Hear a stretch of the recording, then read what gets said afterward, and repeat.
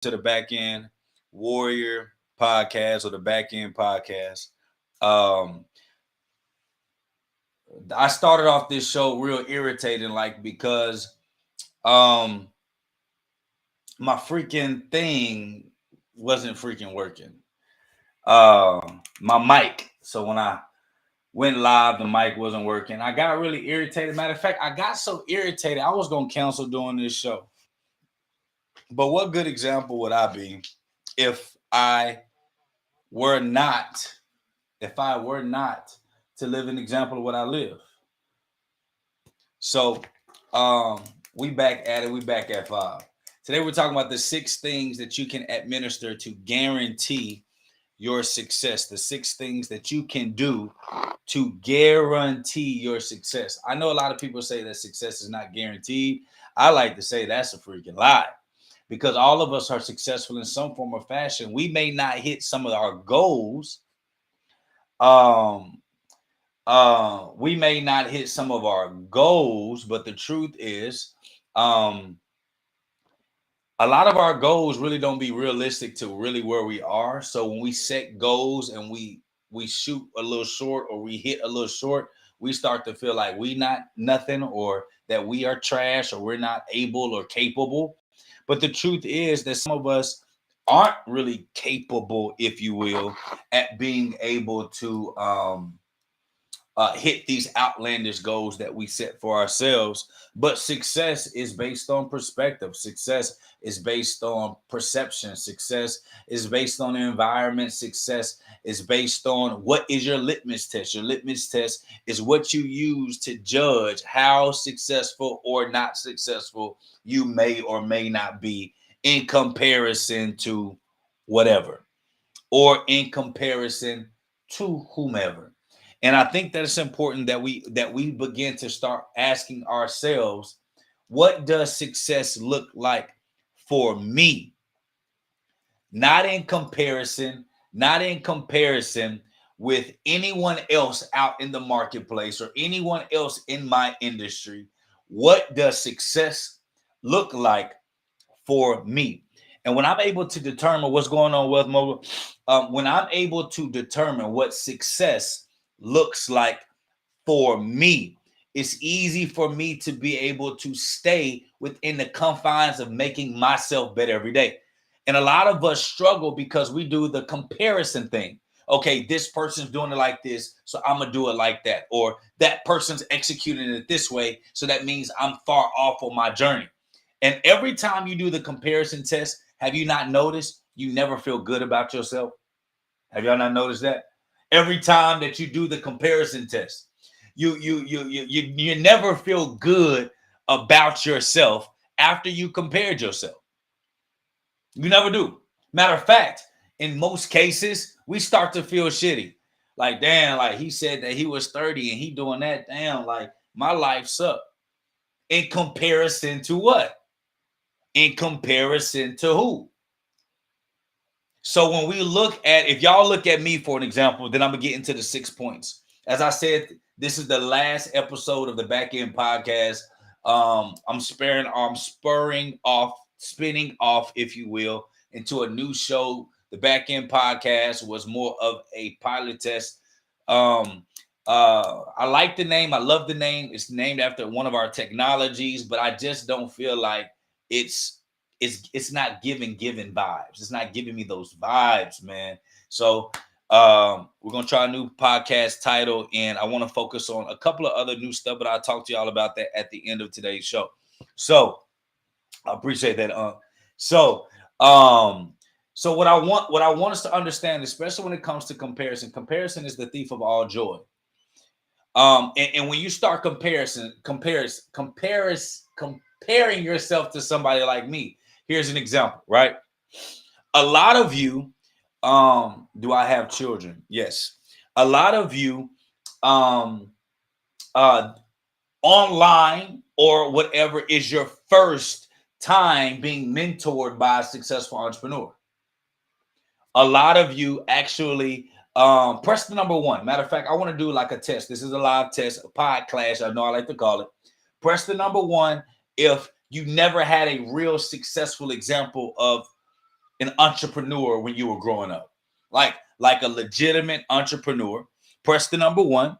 If you never got to see or be around or be close to successful entrepreneurs when you were growing up, press the number one. And it's okay. Regina, press the number one on YouTube. Shan, press one. Real Men Talk, press one. James Key, press one. Casey, the creator, press one. So we got 12th House Star on YouTube, press one. A Fire 2330, press one. AJ, press one. Golden Brother X, press one. And so watch this. Watch what the enemy does. Watch what the enemy does to your mind when you start to do the comparison game. You say, damn, you see how all of you said, I never had an example growing up how to be successful and what to do and what not to do as an entrepreneur or someone in business when I was growing up the legal, healthy way, right? Watch what the enemy does. This is why comparison is a thief of all joy. Y'all know that my first 7-figure revenuing business was 25, 26 years old.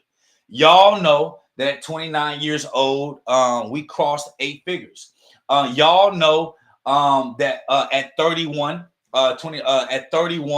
I've done a lot of good stuff in business. It's proven. I've done case studies. I don't want to have to go back over that because that's not the point today. And what the enemy, when I say the enemy, it's the devil, it's the adversary that's fighting against you wanting to be successful. And when you fight against him versus understanding it's a part of the resistance, you'll find yourself in this battle comparing yourself to people that's not apples to apples to your situation. Can I tell you something? Your situation is unique to you. Yeah, I said it. Your situation is unique to you.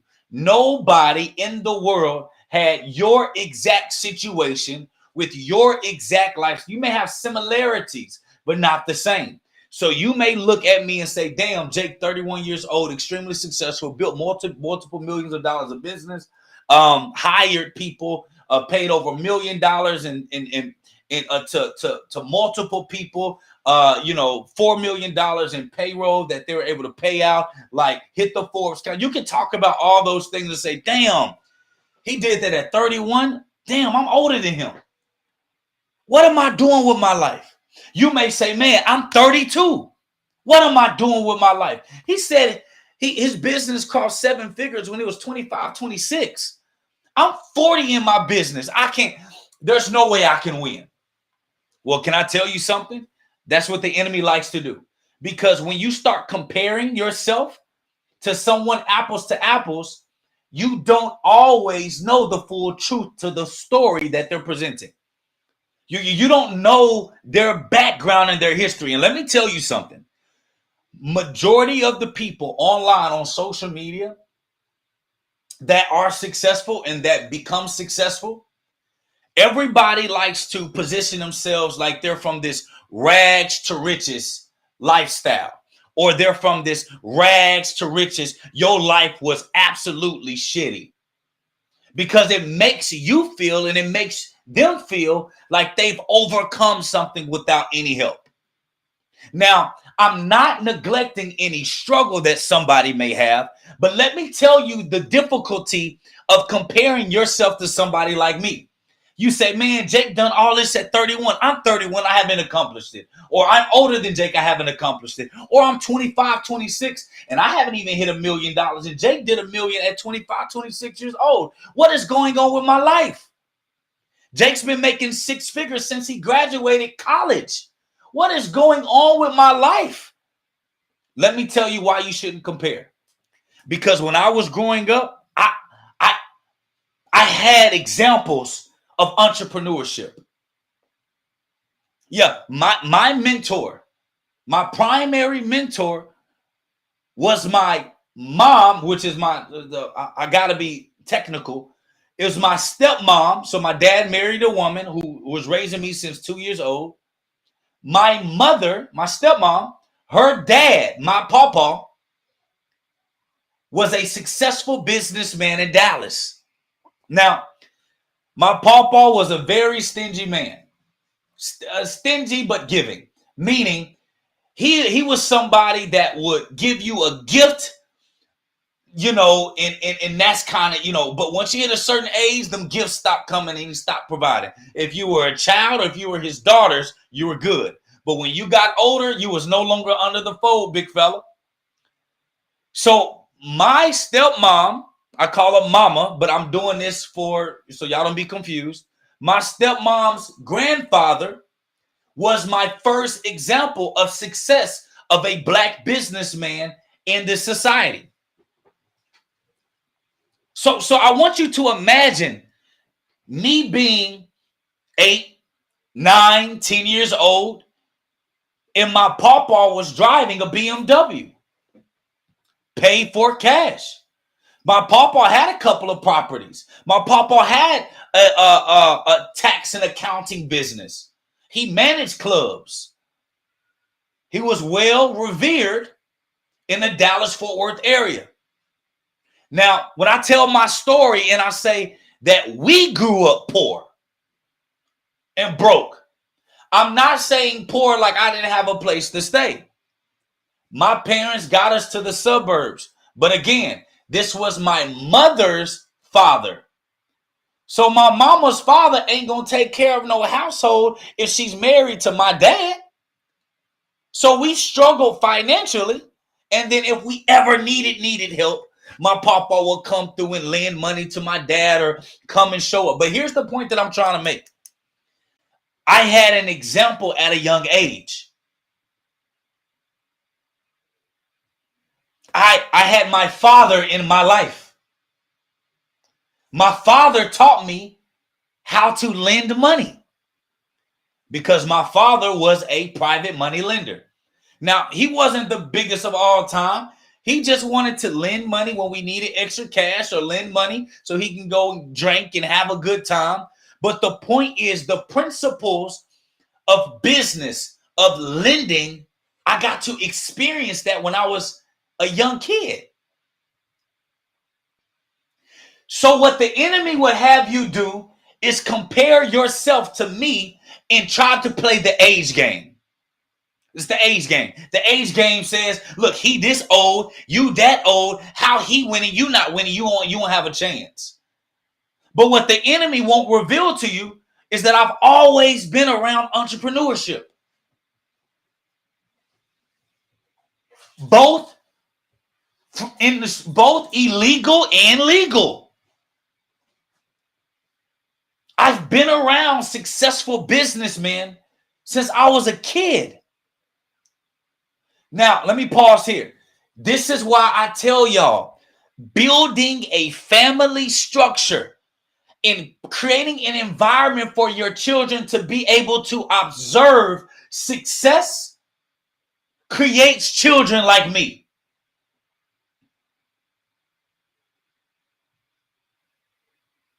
I saw my grandfather with a lot of money, and I saw him die with no money. I saw my dad make money, and I saw him waste money through alcoholism.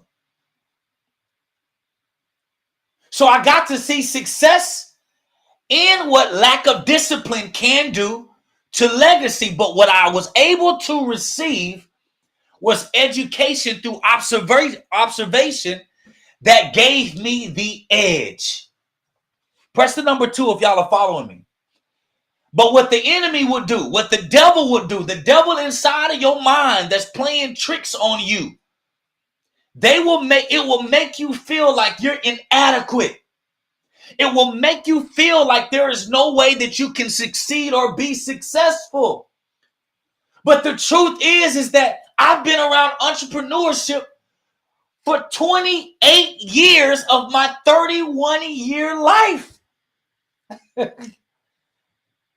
I've seen success. I've seen my grandfather hire a team, fire a team. I've seen my father lend money and make $2,000 to $8,000 sometimes in a month from lending. I've seen my mother, my biological mother, be married to a successful entrepreneur in the Dallas area that had 3 barbershops, a multiple 6-figure earning snow cone shack. They lived in a great neighborhood. I didn't live with my mother. They lived in a good neighborhood. But I visited. It was my mom. I got to see what entrepreneurship looked like. The freedom it got to bring. The freedom it got to produce. So because I was exposed and educated as a young man, all of that exposure and education created the Dr. Jake that y'all know today.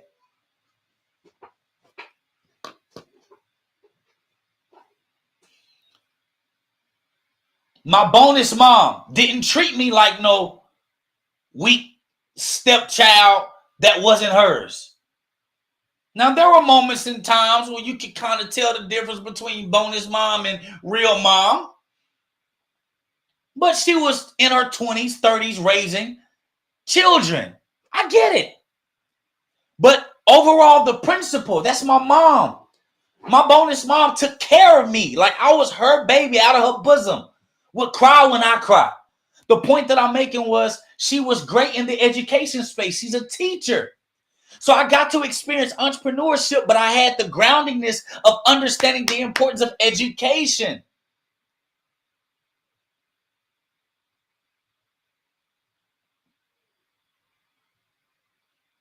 So when y'all see that I take off, or y'all see I speak a little bit well, when y'all see all this other stuff,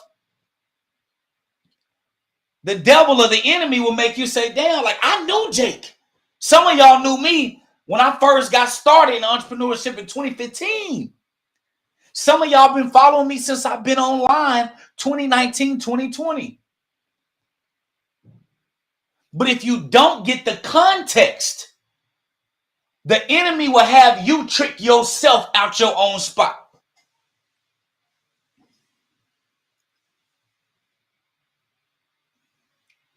Oh, I'm teaching now. Because can I tell you something? The enemy, the devil, cannot take what's yours. You have to give it away or willfully quit from getting your inheritance of abundance. Do y'all know that?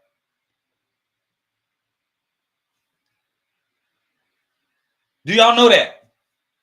Do y'all know that? You got to willfully, what's going on, Chris? You got to willfully give your power away in order for the devil, the enemy, to be able to have and take your inheritance from you. So what he first starts with in your mind, he starts comparing, making you compare yourself. And what happens when you start comparing yourself, you start to say, you know what? I ain't that good. You know what? I don't articulate that well. You know what? Man, he got a little something extra. Man, I'm not that good. There's no way I can be that successful. And number one, well, there's really 7 things, not 6. Number one,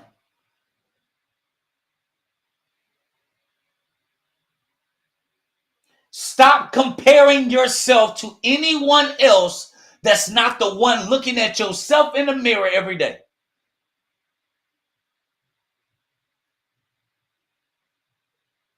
Stop comparing yourself to people on this internet that make money lying to themselves and lying to you. Stop comparing yourself to people that don't have your exact story.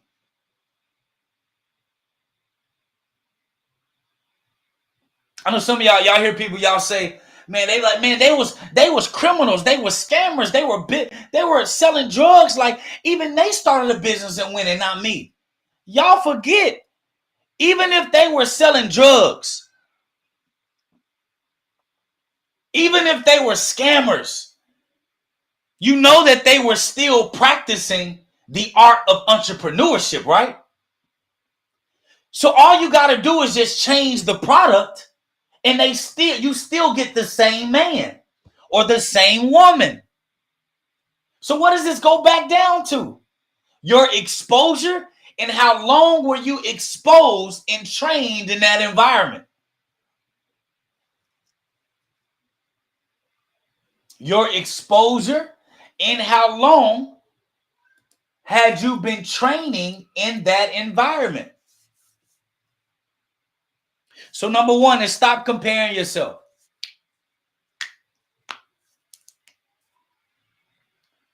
Number two, listen closely.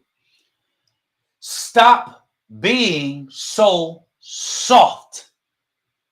Oh, it make me sick how soft we are. Y'all, it make me sick how soft we are.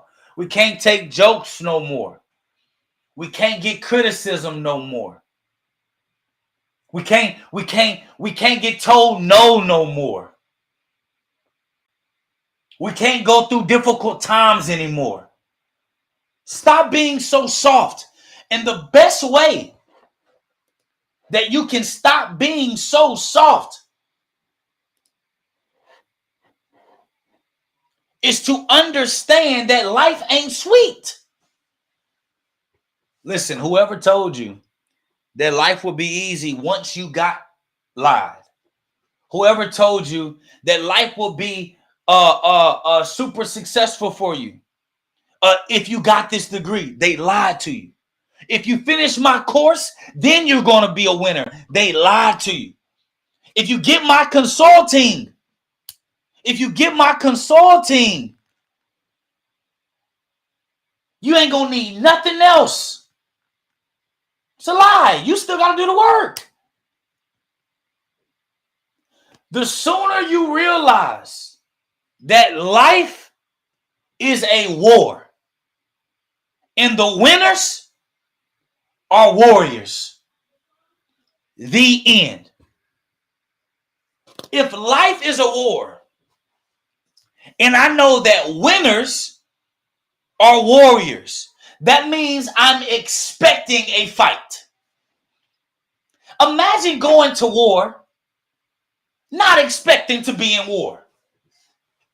You're like, yep, I'm just going to leave my gun. I'm going to leave my sword. I'm going to leave my knife. I'm going to leave my bombs. I'm not going to take any protection because God got me. Because like a war is going on, but I don't have to acknowledge the war. Y'all hear that? People say that all the time. You ain't got to acknowledge. Yeah, you do got to acknowledge the reality of your situation.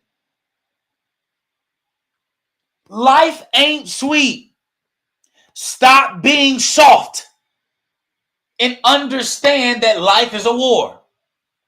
And then this thing that we call life,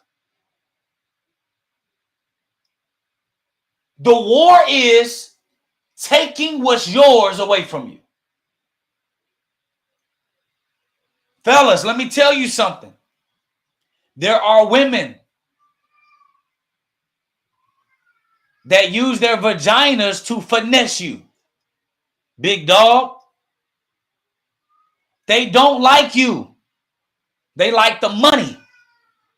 Ladies, there are guys that's trying to finesse you.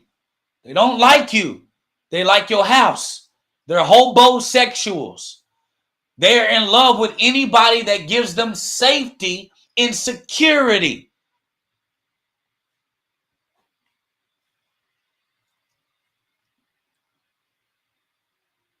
They're hobosexuals. They go house to house. They don't care the color of the creed. As long as you can feed them, give them a place to stay, and they can get up in between your pants. Let me tell you something. Life is about protecting what is yours away from those that want to take it. It is a war.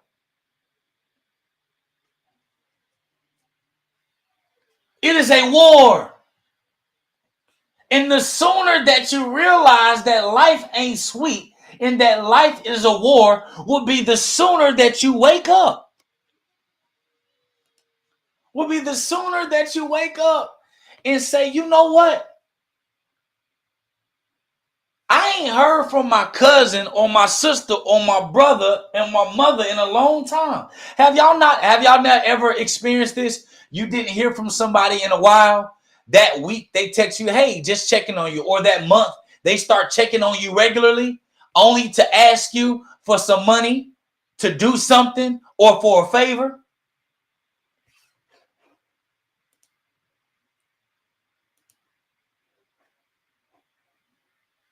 Y'all ain't never met that person. Somebody said, can you stop reading the script and reading some comments? Shut up, cousin. Manny, what are you talking about? God damn.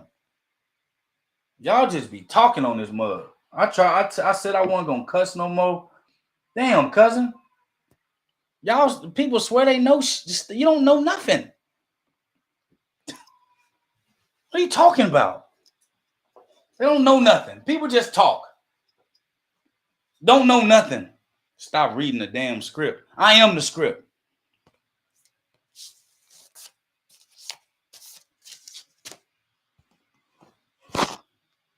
Anyway, number one was stop comparing yourself.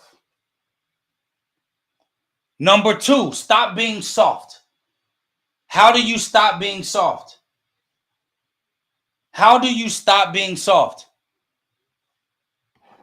Yeah, that's right, y'all. It's in me, not on me. I'm probably one of the only ones that actually teach without a script. I teach from in me. I use case studies that are in me. I ain't got to go outside of me because I've done it.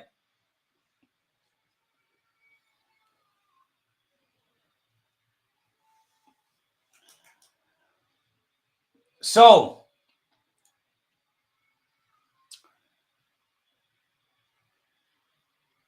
if you understand that life is a war, you're going to protect yourself better. That's all I'm saying.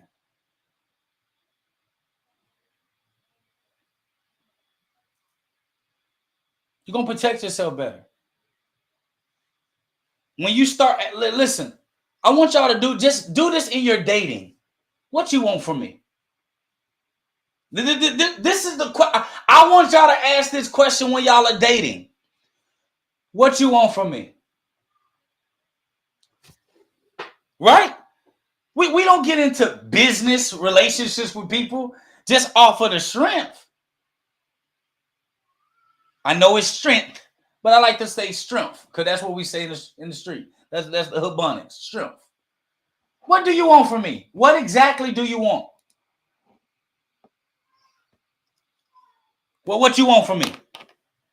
You know what they're gonna start. I don't want anything. I just want to get to know you.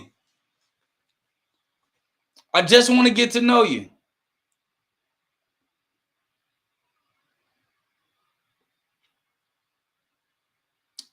They'll say, I just want to get to know you.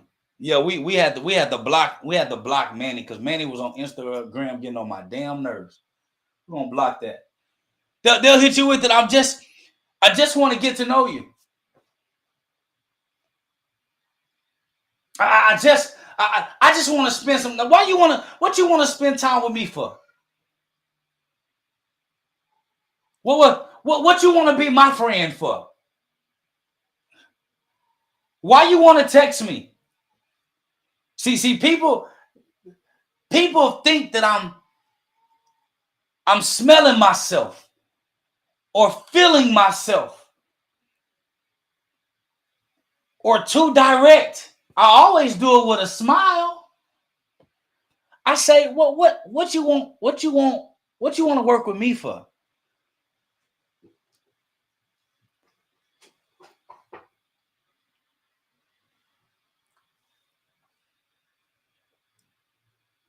Why? Why you want to be my friend? Especially when people try to come back in my life. Why you want to come back? I thought you hated it here.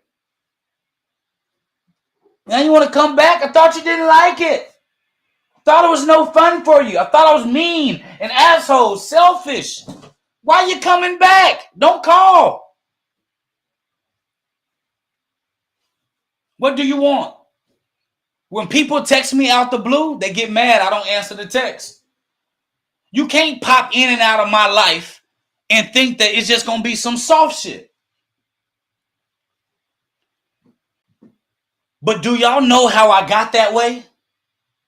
Because I thought life was sweet. I thought everybody would treat me how I treat them. I thought everybody would do right by me how I want to do right by them.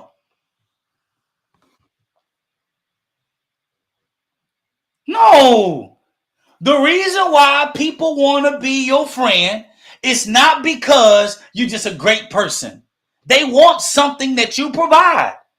So now my question is, what do you give me outside of a headache, expectations, and real value? When you start to think that way, you're going to stop being so soft.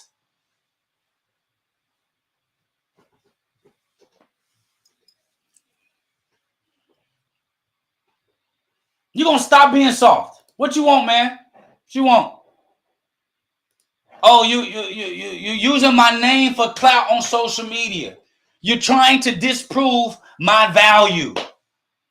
Bro, you don't even know my whole life to disprove my value. See, the problem that we deal with, especially for my Christian believers. Y'all, we talk about following Jesus. Jesus wasn't soft.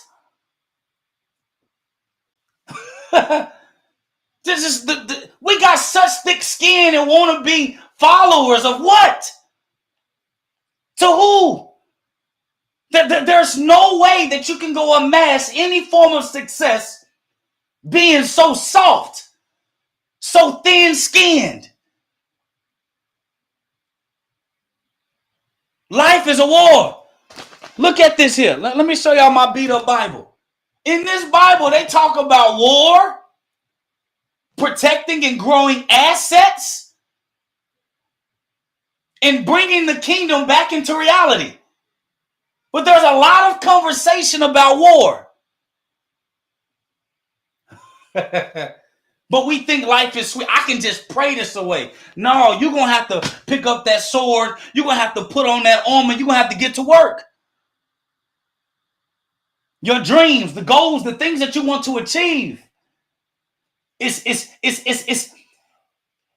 not easily attainable.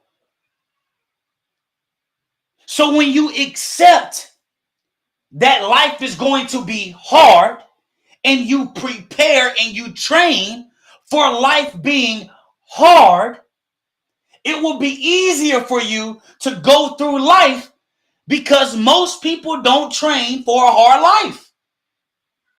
We train our children soft. Oh, baby, it's okay if you lose. No, it's not okay. We're winners. What did you learn? Okay, they said this. What did you say back? Pick yourself up. Those tears don't mean nothing. What does it mean? Then I hug and I embrace and I show love and gratitude after they realize life ain't sweet.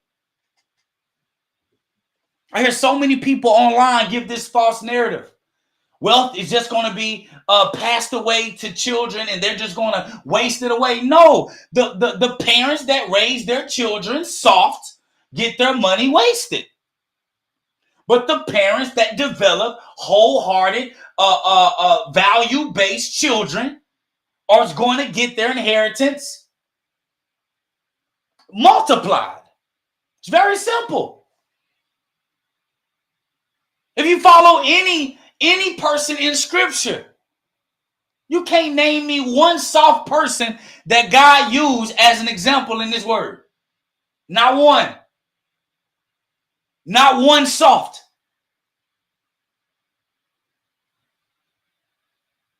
So why do we think that we can get access to this world and be soft? Get access to riches and wealth and be soft. Why would God give you abundance of wealth if you soft? What you mean, Jake? YouTube, Facebook, LinkedIn, and Instagram. What you mean God ain't gonna give me overabundance of anything if I'm soft? How you gonna protect the blessing that he gives you? God ain't no fool.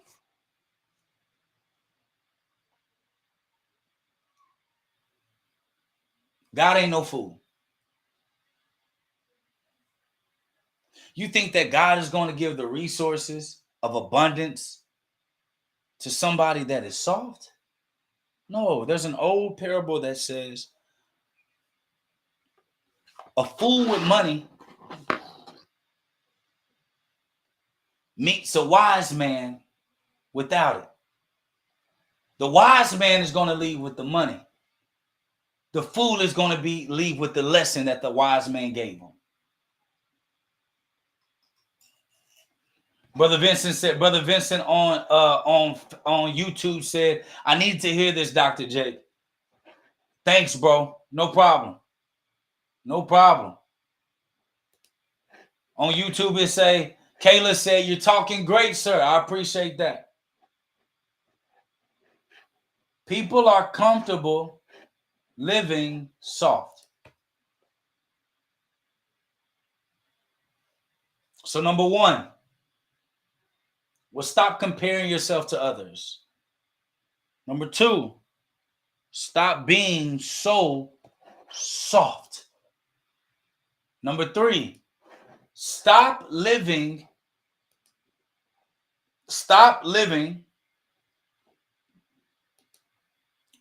in fantasy world.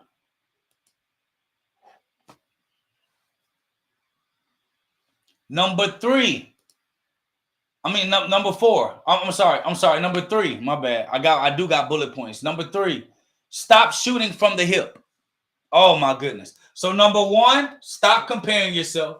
Number two, stop being so daggone soft. Number three, stop shooting from the hip. Y'all, I've made millions and millions and millions and millions and millions of dollars. And I've lost millions and millions and millions of dollars shooting from the hip. Jake, what is shooting from the hip? Thinking that you can accomplish life without a plan. In scripture, it says, write it down and make it plain so that those who see it can run with it. God is very clear in his instructions to write things down. Why? Because when you plan, it's easy to keep yourself out of harm's way.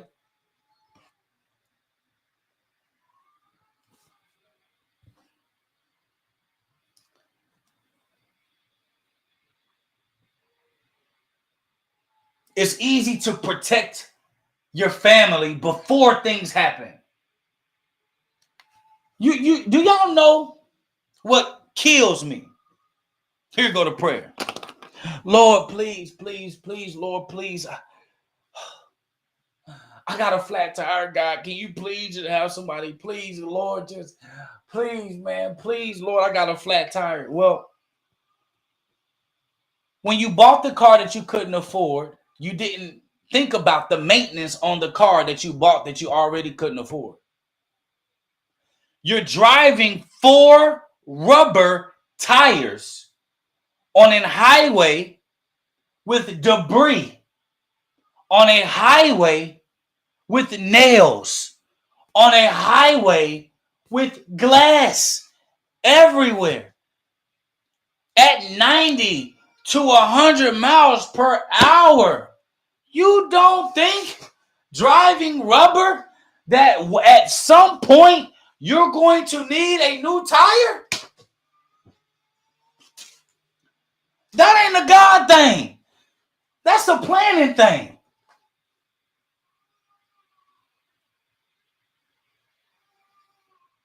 You driving 80, 90, 100 miles per hour, driving extremely fast in your car with a car that's only supposed to go 60 to 80 miles per hour, slowly revving up. You hitting pedal to the metal like you in a race car. There's no wonder why your engine blew out. Lack of planning, lack of preparation causes for us to be in uncompromising situations.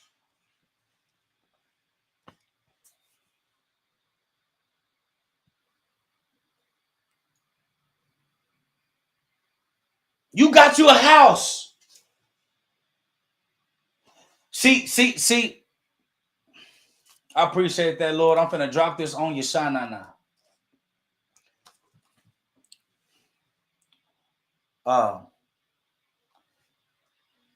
Should I hit him with that? Okay, I'm gonna hit him with that.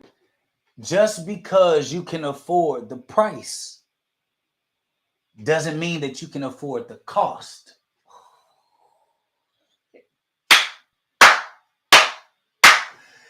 See, Christ understood the price that he was paying because he can afford the cost of whatever anybody wanted to bring to him. Okay, maybe we don't understand. Okay.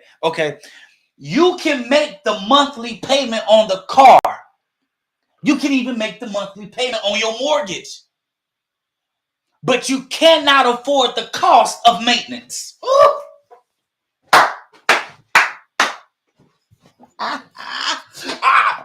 That wasn't it. I got another one for you. Fellas, you want you a woman that's on point. You want her fine. You want her on her business. You want her on spirituality. Yeah, you can afford the price of dates, but not the cost of maintenance on a woman like that. Ooh. Ladies, you want you a strong man, a protecting man, a working man, a man that understands God, a man that understands spirituality, masculine and feminine energy, a man that understands business, a man that follows God's leadership and talks to you with care and handles his businesses and it's not out there. You want that man and you think that the price of you giving your vagina is the cost of keeping that man's attention. See, a lot of us shoot from the hip because we only looking at the price and not the cost.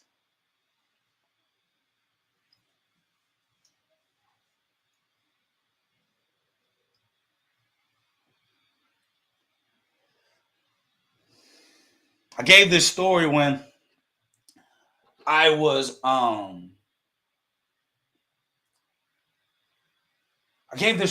on stage. I talked about how when I was driving my Rolls Royce, I hit a dip. The car said, "Boo." I said, "Oh." "Oh." I knew something was wrong. I'm like, damn, okay. Okay.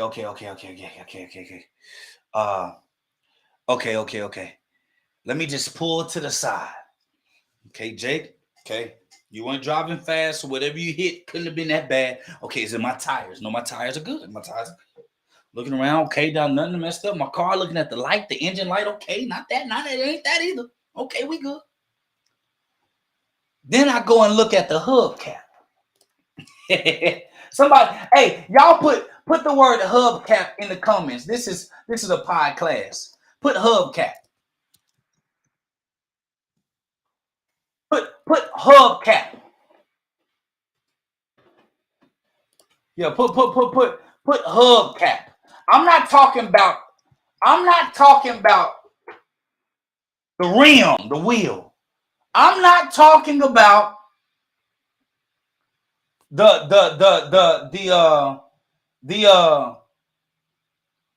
tire. I'm talking about that little thing. I'm talking about that little, that little circle thing. Let me see if I can share my screen on here. You know the little circle thing. You know that R how the car can be moving, but that double R on that Rolls Royce sit like this. I'm talking about that. Yeah. I'm talking about that. Rolls Royce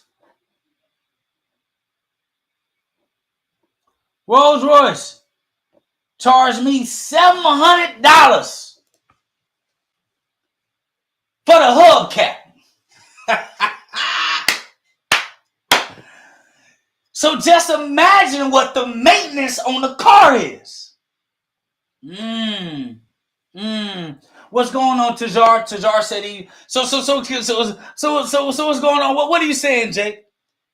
If I would have gotten the Rolls Royce and it was taking all of my money, I wouldn't have been able to afford the cost of maintenance on just a hubcap falling off.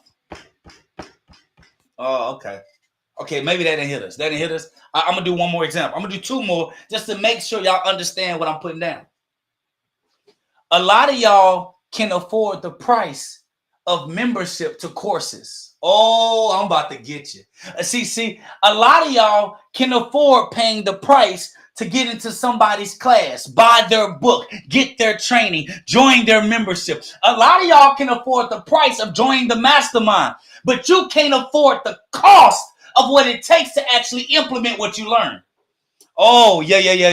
You can't pay the cost it takes to actually separate yourself from bad habits. You can pay the price to get in the course, but you can't afford the cost to implement the course in your life. Yeah. So then you would start blaming the coach and the teacher and the program. No. You thought that just because you can pay the price, that meant that you had the gall inside of you to be able to afford the cost. In price, in cost are in two different worlds.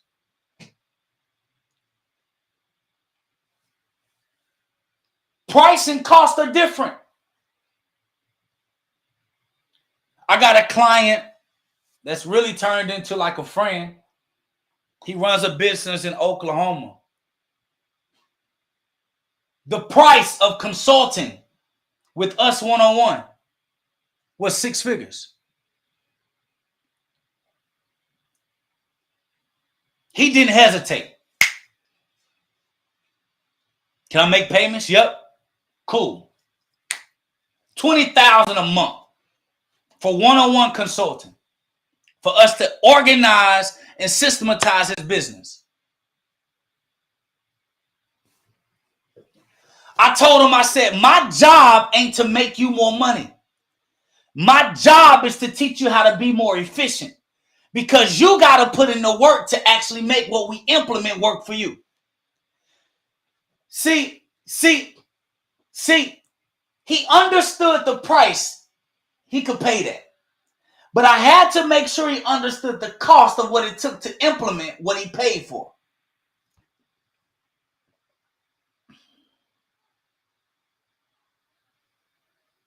But a lot of us get entitled because you think just because I paid the price, that means I got it. It's mine. I ain't gotta do maintenance. I ain't gotta do no work. I ain't gotta put in my time. I ain't gotta implement nothing. I ain't gotta get better. That's why a lot of y'all, I'll say us, I'm gonna add me too. That's why a lot of us are losing in our relationships. Because the maintenance of keeping a relationship costs too much. Oh.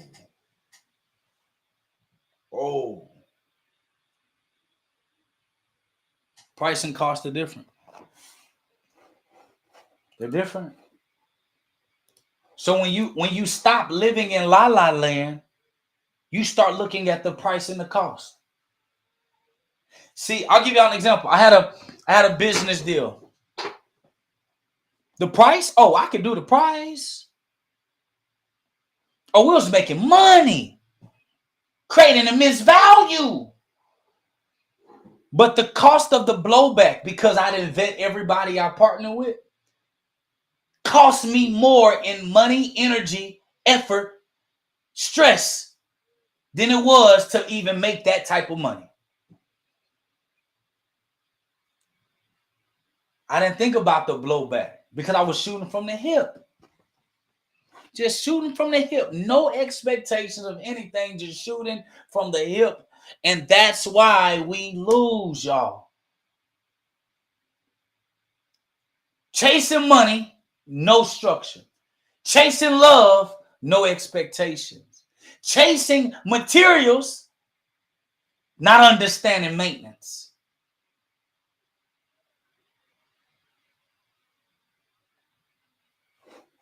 Number one, well, stop comparing yourself. Number two, stop being so soft.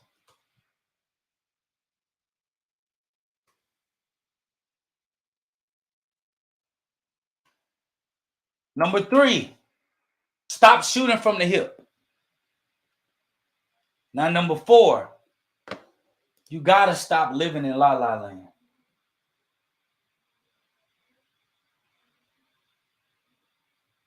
See, in that transition of price and cost, see, la-la land says, oh, I paid $5,000 for your mentorship.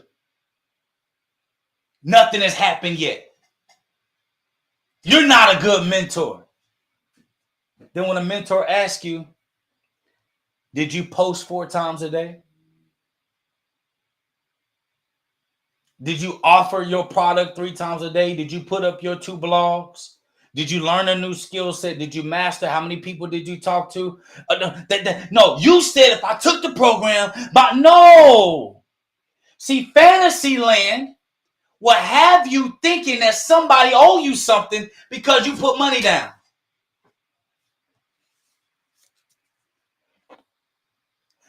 It's quite funny. It's quite funny. When you purchase a car, you don't get mad that nobody not driving you in it. When you purchase a home, you don't get mad that the person selling you the home not there cooking and cleaning for you every day. But when it comes to mentorship, opportunities, businesses, working a job or a career, for some reason, if we put in little time or a little bit of money, you expect for them to do everything for you and you not doing no work. La La Land is keeping you, bro.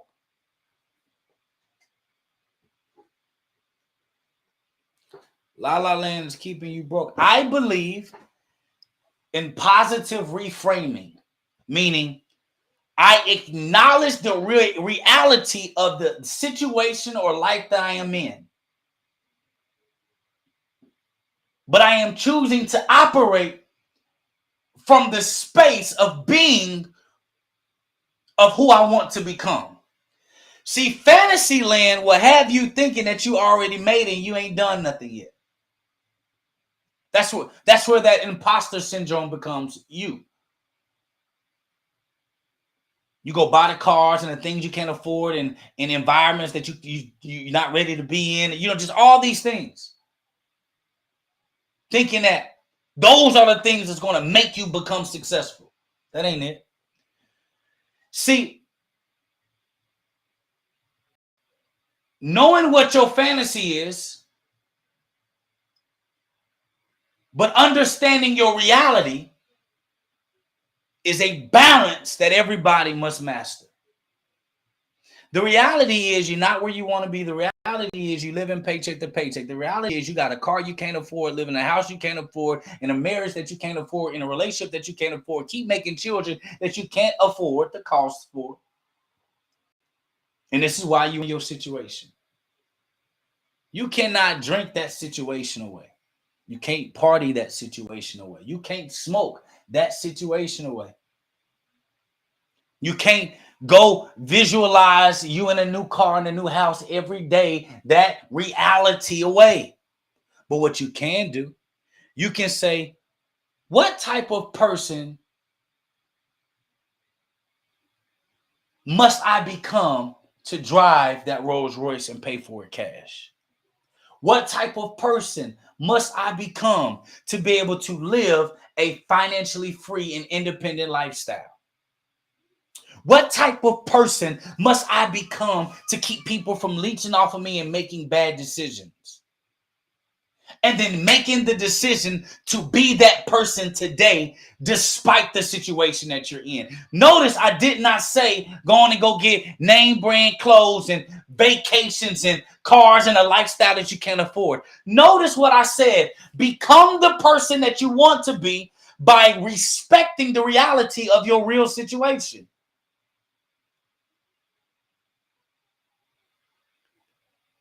That's taking the character traits of your fantasy you and implementing it into the reality of where you currently are. What does it state to us? It states this. Jake was a millionaire before Jake became a millionaire.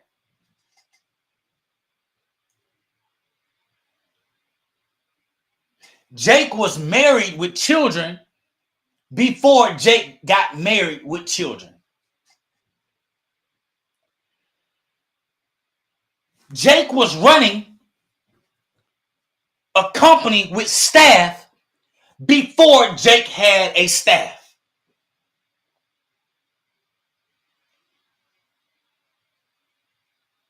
Now, y'all know y'all may be like, Jake, what in the hell are you talking about? See, you can only attract who you naturally are. So I became what I needed to be to attract what I wanted in my life.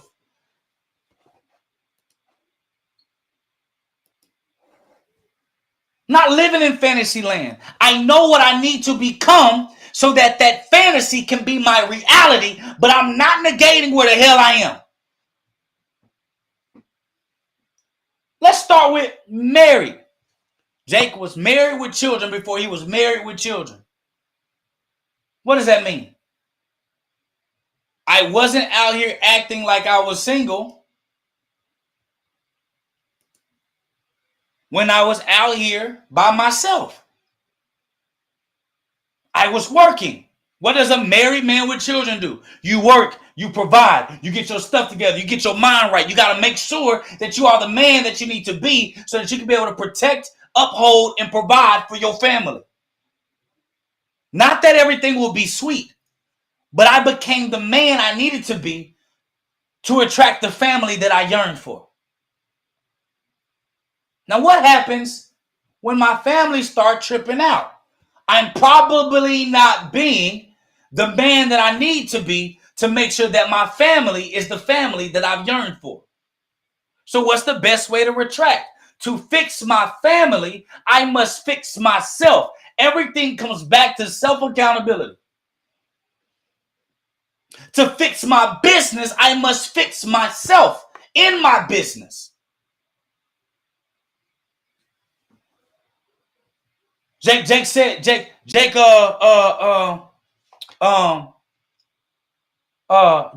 that you became a millionaire before you were a millionaire? How you do that? What are the habits of a millionaire? We don't skip days. We work when we don't feel like it. You make good financial decisions, moving your assets forward to ensure that one day your assets can cover your basic necessities. Millionaires don't waste time dealing with people that's not going to add any value and they can't add value to them. They don't waste money. Like Deion Sanders said, life is a bank account. And every day that you give your energy, you're withdrawing from your bank account to give to somebody else. Now, if that person that you're giving to cannot give you the same type of energy, feeling, love, and support back, you're going to find yourself bankrupt on emotions, bankrupt on life, bankrupt on energy, bankrupt on expectation because you keep giving and not receiving. I knew as a millionaire ain't gonna be taken advantage of. A millionaire gonna know who they dealing with and deal with them like they need to be dealt with. So I became that of what I wanted to have. So it's not that I made $1 million first and that made me a millionaire. I became the man that was destined to be a millionaire by the actions and disciplines that I was willing to execute in order to become what I knew would rightfully be my reality.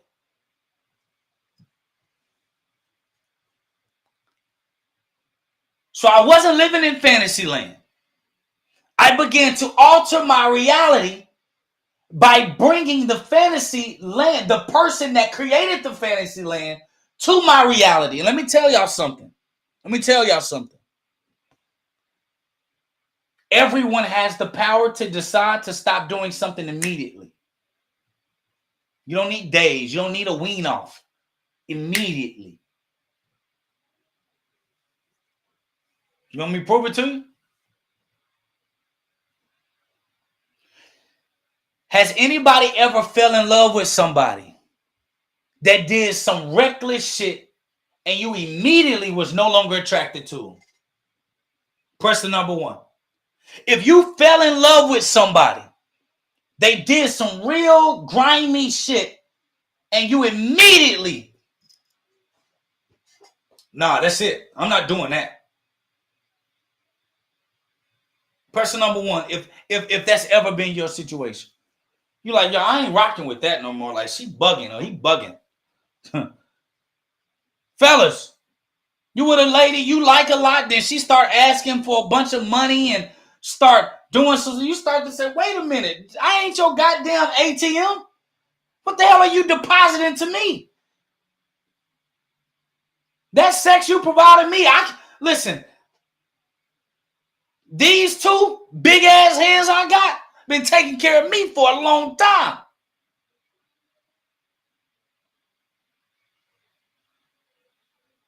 Me laying next to you for you to get what, it ain't worth it. No, I'm good. I'm cool. Watch this. You see how immediately you changed?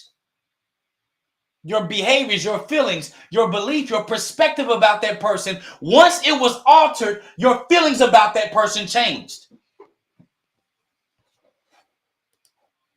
Can I tell you that the way that you can remove negative things out of your life is that you got to see it as something that is robbing you of who you're supposed to be. The moment you begin to start seeing things as they are will be the moment you can begin to become who God intended for you to be. But as long as you keep seeing things how you want to see them and not as they are, that thing will keep stealing and robbing the person that you're supposed to become, keeping you a shell of who you are. Fantasy land will kill you, but becoming your fantasy will uplift you. So before Jake had $1 million in his account, he was a millionaire. When my business isn't operating what I wanted to operate, I go to myself, Jake, are you exhibiting the leadership as a CEO that you want your business to reward you for? No. Then that's why your business ain't providing that. Makes sense. So it all goes back to fixing me. I said, man, a person that's a millionaire doesn't surround himself with people that just rob him of his joy. So guess what I started doing? I stopped hanging out with people that rob me of my joy. Yeah. So guess what? Yes, you guessed it. You are the captain of your ship. You are the creator of your life. And God gives everyone a blank canvas with your own paintbrush.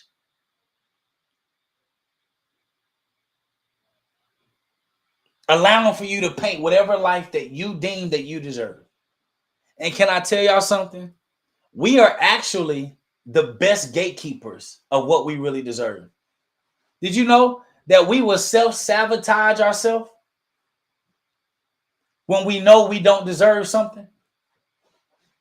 When we know we skip steps? When we know we will self-sabotage when you know you're winning and you weren't supposed to be winning. Oh, yeah. I don't have time to unpack that today. Number 5, which goes right into the point. Stop surrounding yourself with energy vampires. I want everybody that is listening to me right now to just put this one thing in the comments, please. Their emergency is not your emergency. Oh, I want. Can y'all do that for me? Just put that one in the comments. Their emergency is not my emergency.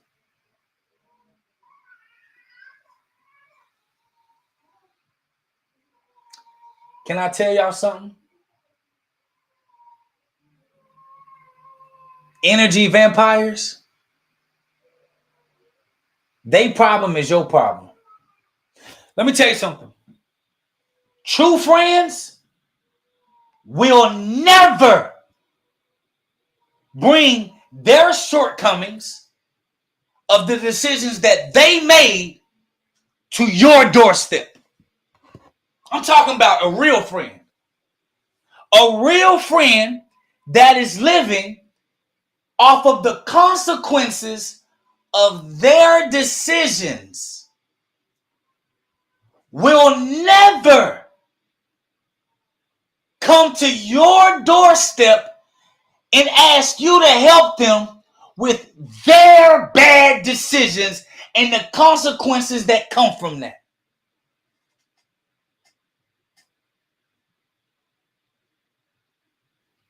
Can I go even further? The real street code should be, I'll never let my brother serve time for something that he didn't do.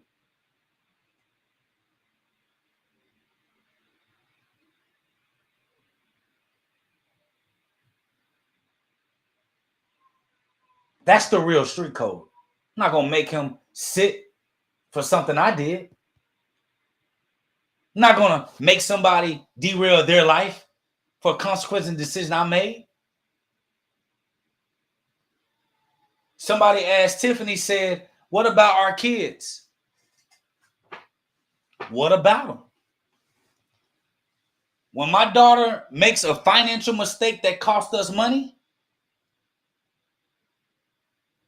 my daughter, no, I don't want to bring her on camera. My daughter, at 7 years old, know that everything comes with a cost. So if she breaks something, it hits her bill. And when she makes money, I'm like the collector. I collect.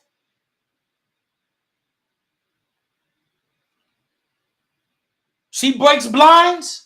Say, well, these blinds cost $22. That sounds like a whole month of your earnings that you make for doing what you're supposed to do. So she gets paid. I'd be like $5 back. It goes towards your bill. She get paid. I say, give me that $5 back. It goes towards your bill. So now at 7, I ain't never have to worry about her drawing on the wall when she realized she got to pay for it.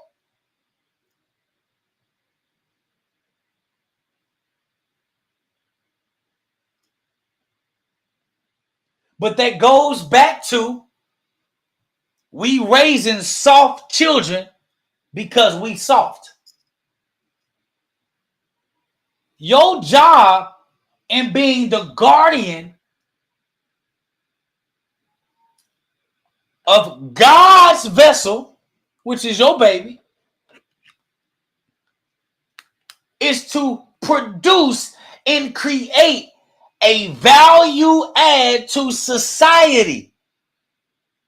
Now, does it hurt my heart sometimes I got to be difficult with my baby? Yes. Do I give her ways that she can earn it back and work down her debt where she got to use her money? Yes. Because it's also my job to show grace through action.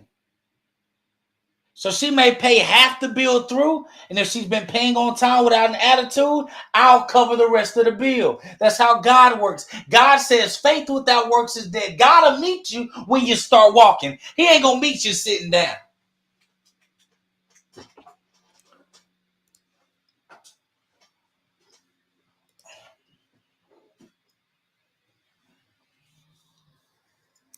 If you got a business partner, you always cleaning up their shit. That ain't your business partner. They're dependent.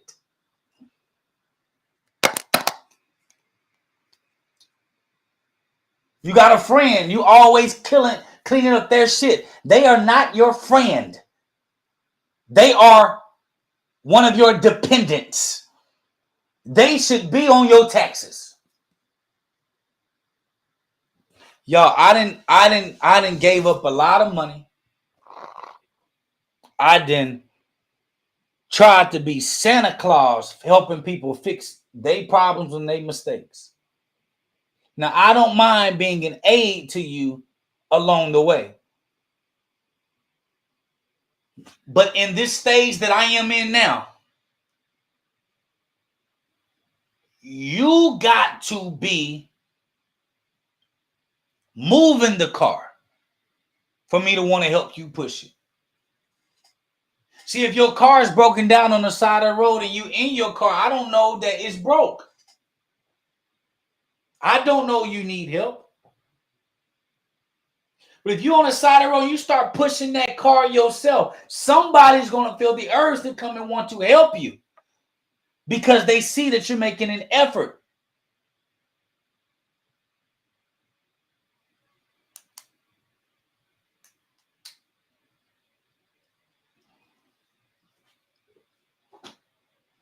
So if you want to guarantee your success, stop hanging around vampires.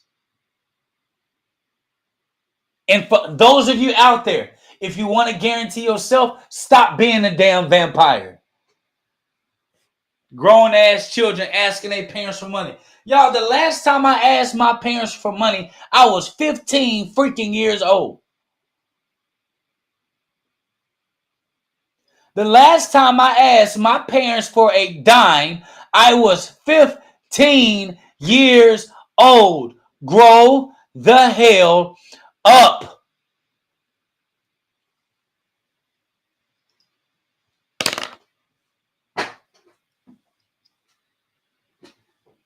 Some of y'all are in terrible situations. That's why I'm happy our government has aid. But how long are you going to continue to be stuck on aid, wanting a blessing? You ain't tired of being on aid?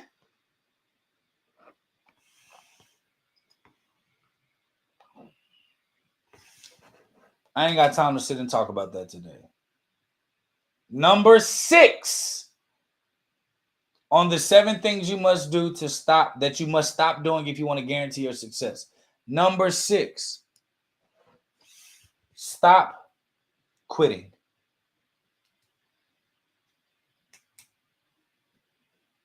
Y'all some damn quitters.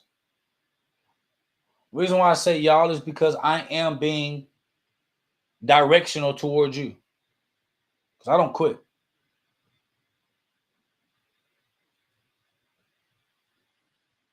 How can you ever achieve anything if you quit? If one way don't work, find another way. Do y'all know how many companies that are 100 plus years old today? 30 plus years old today, 25 years old today, that don't sell the original product that they started with? Okay, that product didn't work. Try another product. What the hell are you talking about? That position, that job didn't work. Find another career. That boyfriend, y'all say, man, men suck. You dated 6 men, all from the city that you were from. The hell you talking about? Men suck. You ain't even experienced men. You ain't even seen caliber of men. I'll give y'all a prime example. When I was growing up in high school, I told my mom that I was never going to marry a black woman. She said, why? I said, because all black women do. Now, let me say this. I did marry a black woman. So before you women out here that are black start trying to counsel a brother, just listen. I said I wasn't going to marry a black woman. She said, why? I said, have you seen the black girls at my school? Ghetto fabulous. And some of them live a better life than us. They like Nunu on Atlanta, ATL. Just loud. For no reason. Got attitudes. For no reason. Got this, I can do bad all by myself, but I need help when I need you for no reason.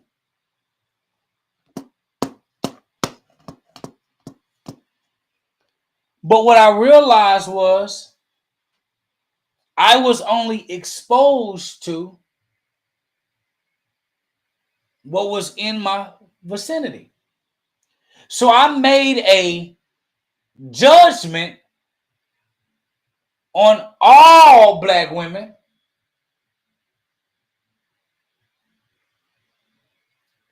because of the small exposure to black girls that I had in my environment in high school.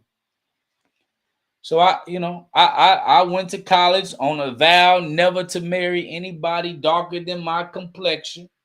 They had to be mixed with something. And just from my experience, I felt like there was just an identity issue. Like they couldn't really, I couldn't really be myself. They didn't understand me. Then I went to a HBCU. Oh my goodness. Oh, so many different beautiful black women. Smart, geeks, athletes, the loud ones, the ones that fight, the funny ones, the ones that were literally in finesse school because they was learning how to finesse men from college, and they got a career right now of finessing them too. But I got to see an array of the variety that was available because my exposure, I got exposed to more when my original exposure was too little. Or y'all know I'm going with a lesson. I'm going with a lesson here. So when I went to this HBCU, let's just say, my wife black. So, so the point that I am making, the reason why a lot of you are failing in business, in life, and in your careers is because you have a limited environment that gives you no real exposure. You quit. Because in your mind, you think that life and success is just easy peasy lemon squeezy. But when you get exposed to other worlds of entrepreneurs that can share stories of failure, stories of triumph, stories of losing it and coming back and rallying forward, then you're going to get a more realistic understanding that says, oh, that's just that situation. That ain't my situation.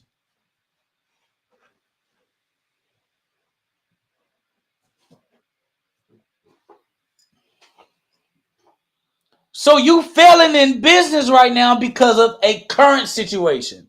But that ain't your real situation. That just ain't working for you. I remember when I got started off as an entrepreneur, y'all, I didn't know what the hell I wanted to do. And to be quite frank, I kind of think I know it now, but I really don't know. I'm young as an entrepreneur. I'm malleable and flexible to wherever God wants to take me. But the truth is, I'm gonna tell y'all the truth. You never know. You never know. You never know. So the best thing that you can do is to be exposed to people that have overcome quitting. See, if I want to stop being fat, I want to surround myself with people that overcame being fat, right? If I want to stop dressing bad, I'm going to surround myself with people that dress good that used to dress bad. If I want to experience a healthy relationship, I'm probably going to want to put myself in environments where healthy relationships are the norm. Why? Because you become what you are exposed to.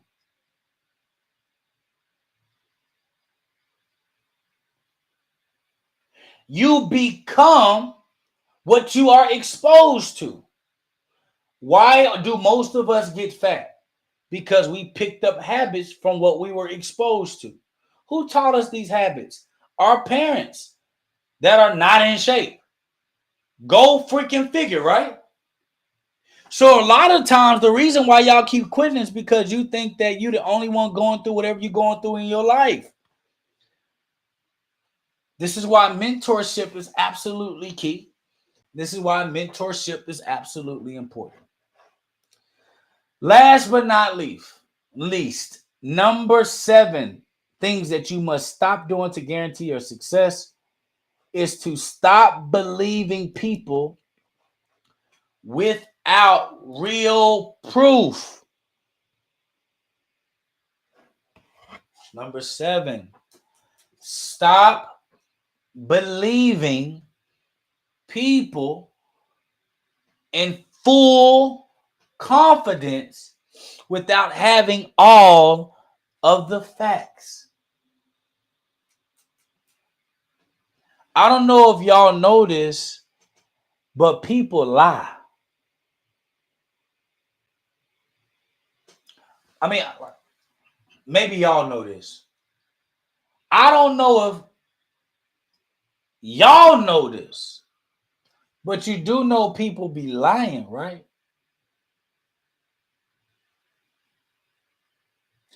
Jake, how you know people be lying? Because we all lie every day to our damn self.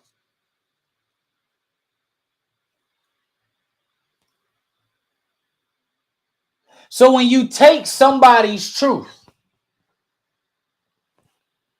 without getting all of the facts, you, my dear, just have a perspective, not the reality.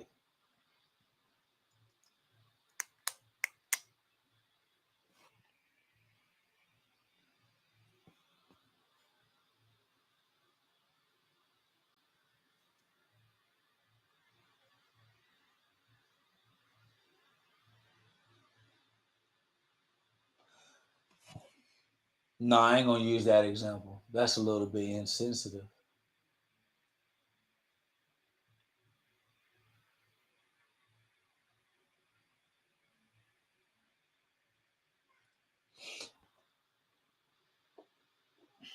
I'm just gonna say, stop believing everything that you think that you see. I'm just gonna say that. I think that's the safest thing for me to say. Stop believing everything that you think that you say. Stop believing everything that you think that you see. I got a picture right here. Oh, this is good too. All right. I'm gonna show. Hold on. Oh, this is what I'm gonna do. I'm gonna go to Instagram real quick. Who had? Oh, Major Williams had it on his. Major Williams had it on his social media. I'm gonna pull up Major Williams social media. Where is it? Where is it? All right, here we go. All right, I'm about to share my screen so y'all can see this. We almost done, y'all. Let the church say amen. All right, boom. I'm gonna do this right here. All right. Right here on this, it says you will always be the bad guy when the wrong person's telling the story. If you just look at the picture right here on the left, it looks like the dog is choking the sheep, just killing it for no reason. Then the sheep come home and tell you, man, that dog, man, it bit my throat. I'm bleeding, Lord. Man, that dog bit me. You get mad like that dog did what? I'm going to go hunt that dog down. But if you get all of the facts, you realize that the sheep got his crazy ass stuck in mud. And the dog was pulling the sheep out from being stuck in the mud. So of course, there was a little bit of pain involved, maybe a little bit of bleeding. But if you only get one side of the story, you would think that pain and bleeding was the story.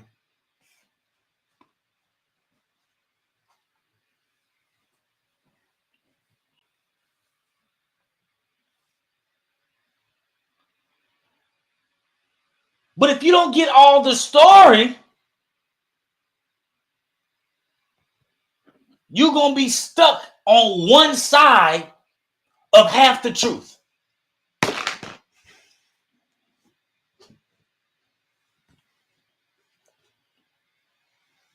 You're going to be stuck on one side of half the truth.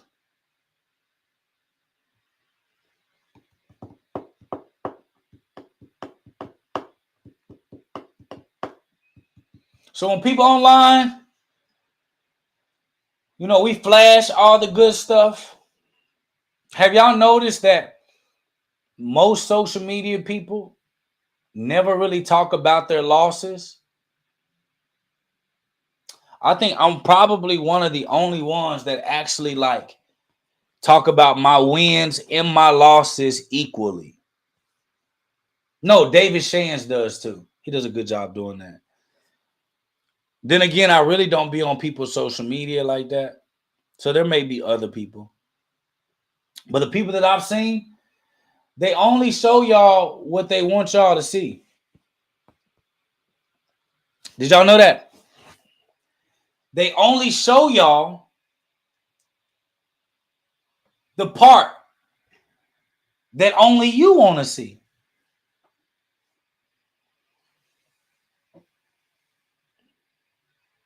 Like, the story I gave y'all earlier in today's podcast, how talking about my Rolls Royce and how much the hubcap costs. Press the number 1 if you remember when I brought that up. Instagram, YouTube, LinkedIn, and Facebook. Press the number 1 if you remember when I talked about the Rolls Royce and how much it cost to fix the hubcap. Remember I did the hubcap example? Press number 1. See, a lot of entrepreneurs online will leave it there. Because they don't tell all sides of the story. You'll leave with dang, Jake got a Rolls Royce too. Damn, boy, that boy killing it. No, Jake had a Rolls Royce. Because when our company went through a trying time. We lost $3.5 million in 45 days because I was shooting from the hip. We didn't go through due diligence on new products, and we did not vet certain people that worked with us. And it cost me a whole lot.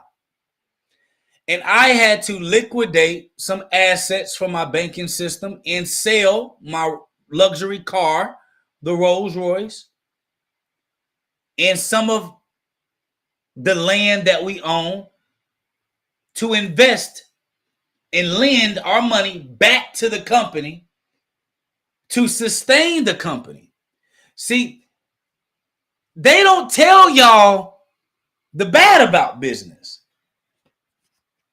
So that's why a lot of you, when you hit that wall and you want to quit, the reason why you quit is because the perception of success in entrepreneurship that was sold to you was success without sacrifice. Ooh, I couldn't see. There are entrepreneurs online that fired their staff, that gave up their careers to work with them before they sold unvaluable items to keep them afloat, to help them pay for their staff bills. See, they sell you the story, not the struggle. Or this is how they, man, you know, man, I was struggling, man. I was trying to figure out life, man. I was coming from the trench. I was coming from the mud, and I figured it out, and I hit this move, and then that play, moved to that play. And before you know it, I own all these businesses and assets because I'm the king, I'm the man.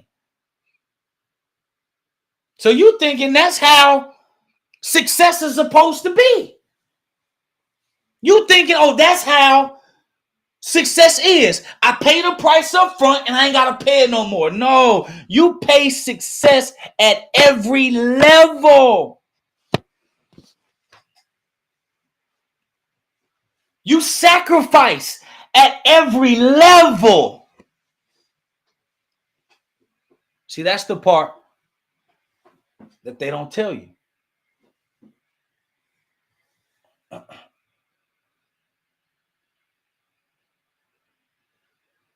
They don't tell you that entrepreneurship costs more than the price up front.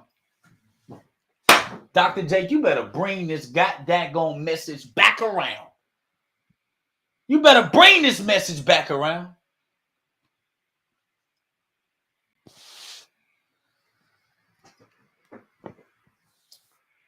They tell you the price is you got to pay the price up front. They don't tell you the cost of staying on top. They don't tell you the cost.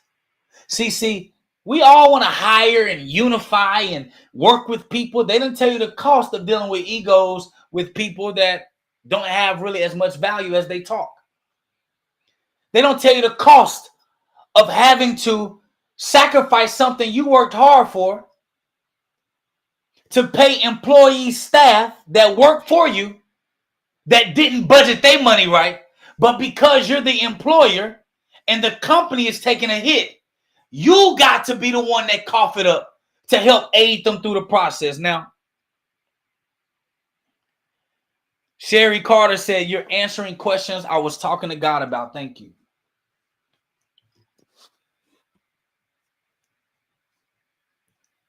They didn't tell you about the cost. That the price is good. Everybody can pay the price. But then business partners jump ship when the costs get too high.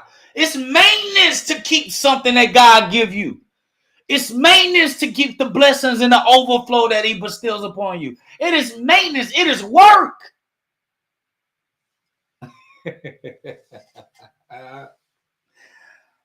It's work.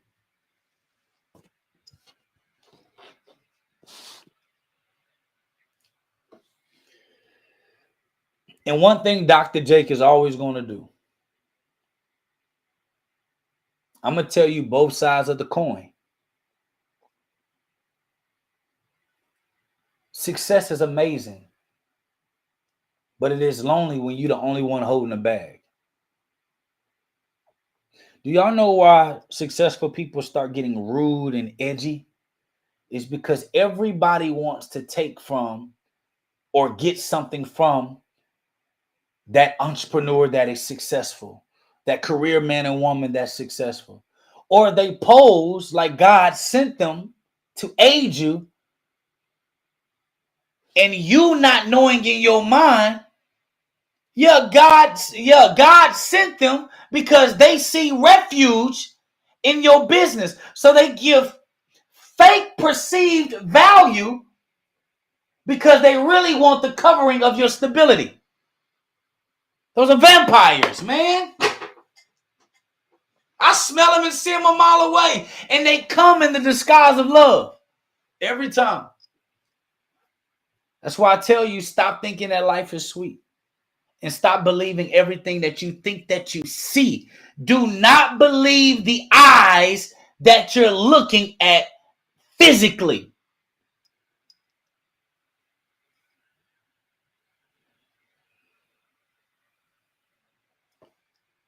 You got to look at what's not being said. You got to look at what's not being shown. You got to look at what's being hidden. You got to look at the play that they may be making. You got to look at the mannerisms that they don't want to show, but if you pay close attention, you know exactly why they there.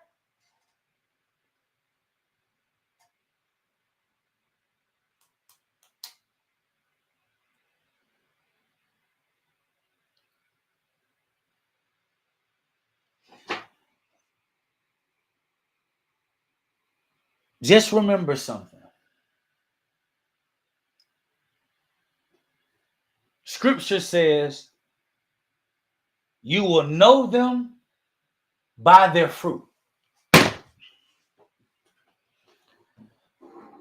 I don't judge a tree.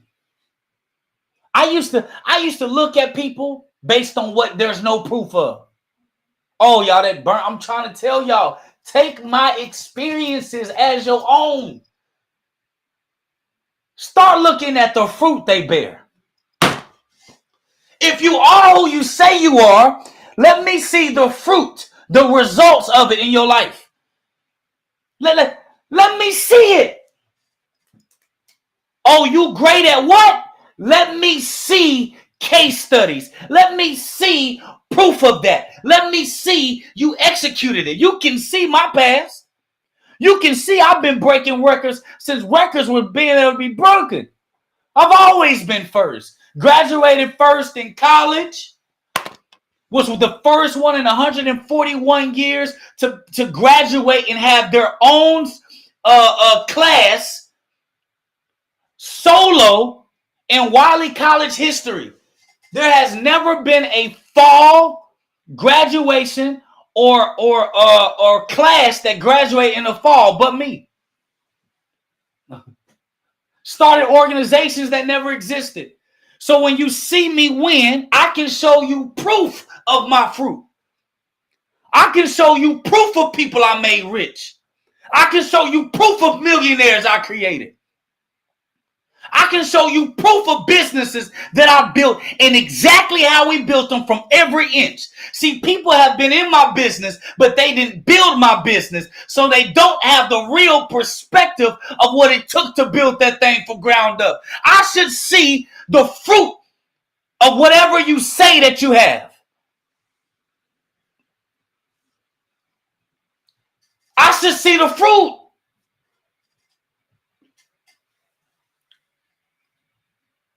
You're a great coach or counselor. How good of a coach or counselor to you? What's your fruit? You good at marketing. I'm not talking about building a social media page. Are you good at marketing to produce income for your damn self?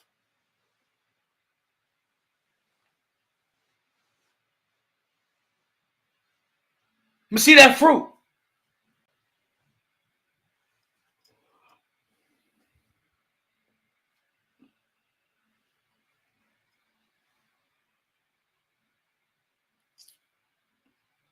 Stop believing people off face value. People say, they told us a lie, y'all. They said, believe people are innocent until proven guilty. Yeah, they taught the weak, the hurting people that everybody is guilty until proven innocent.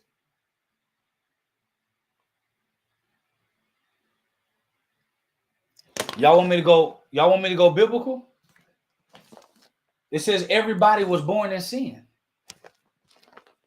Everybody got a blemish on their record. Everybody was born in iniquity. Everybody struggles with. Oh no, ain't nobody perfect in this mug. Oh, but how do I know you are who you say you are?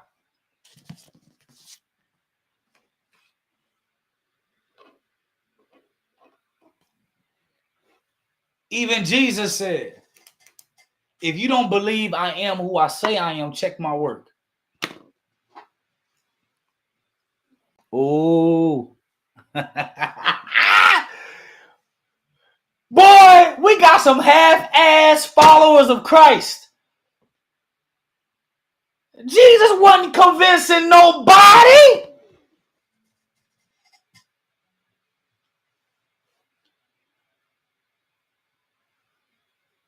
Jesus said, check my work. If you don't believe I'm a son of God, and matter of fact, the translation was wrong. He did not say that I am the son of God. He said that I am a son of God. Y'all gotta stop believing what you physically see. Go get the proof yourself. Because when you get the real translations,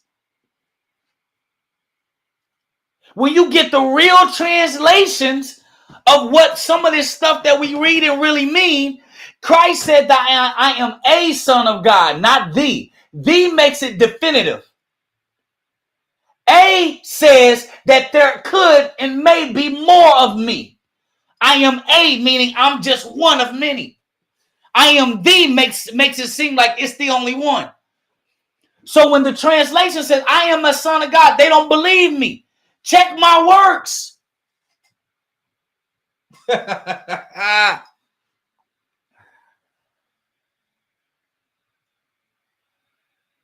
People say they number one. What makes you number one? Because I said I'm number one?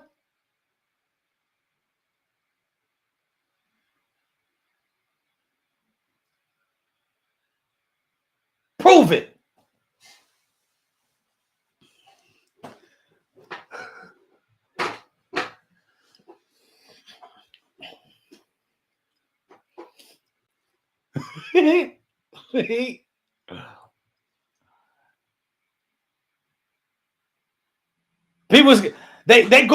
People go around and say, I built this and I built that. Ask them, how did they build it from scratch? Most people that's telling you that they built something never built it. They were a part of the process. They were not the builders from ground up. Okay, I gotta leave y'all with this one because I got to go. I gotta leave you with this one because I gotta go. I gotta leave you with this. I gotta go. I gotta leave you with this one. Y'all ready? Y'all ready for this? Y'all ready for this? Y'all, this was the last show of the BAKND podcast. I'm gonna talk about the new show, what we're doing when I finish this, because I want to dive deeper. I don't want to just talk about business. I want to talk about it all. So listen real quick. Listen.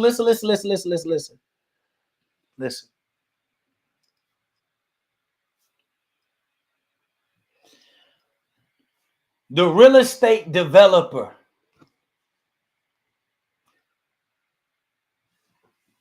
takes an idea